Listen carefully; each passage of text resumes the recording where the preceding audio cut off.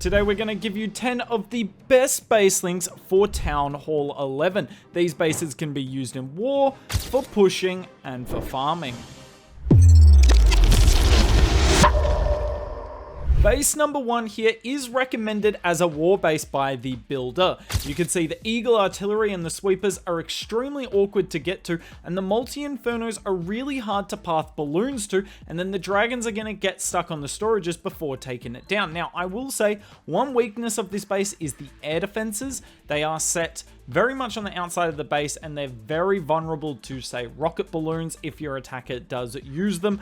You can move them back further in the base if you want, but this base does have 4 air bows to make up for it, so hopefully that's enough to get you some defenses. In terms of the recommended CC, it's 2 super minions, 1 headhunter, and 5 archers.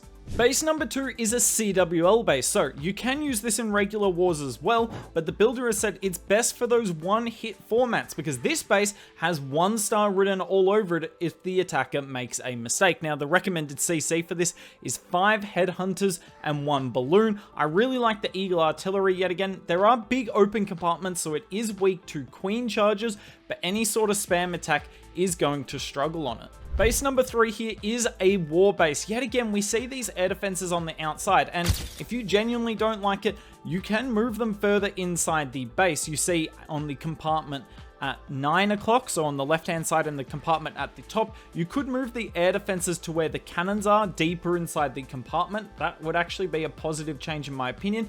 Just so you understand the methodology, the air defenses on the outside of the base is anti-Lalo because the hounds are not going to tank as many defenses, but air defenses in the center is anti-dragons, so it depends what you get hit by more.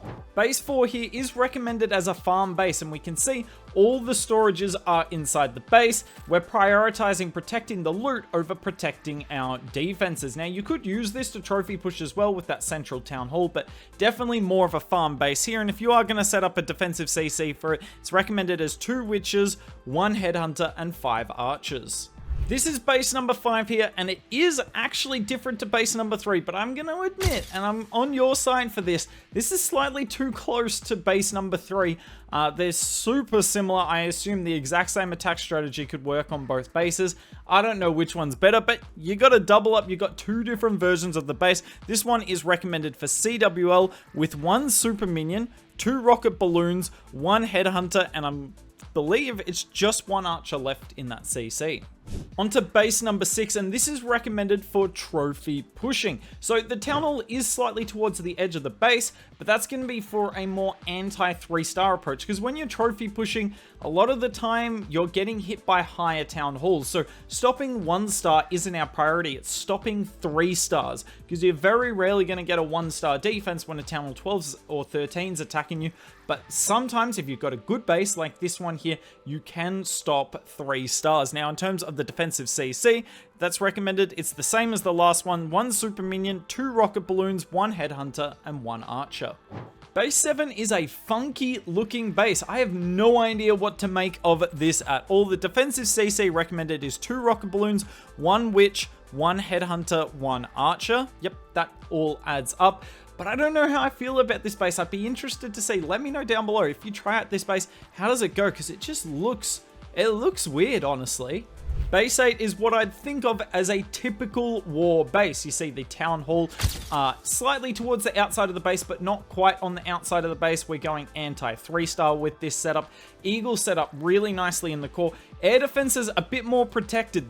Like, yes, you still want your air defenses towards the outside of the base because they're not as good as your major targets in the center, and we don't want to make it super easy to get blimps or Lalo across the base, but still enough that you can't just take it out with simple rocket balloons. So I really like this base setup. What is it? Base number 8. The defensive CC is recommended as 1 dragon, 1 witch, and 3 archers.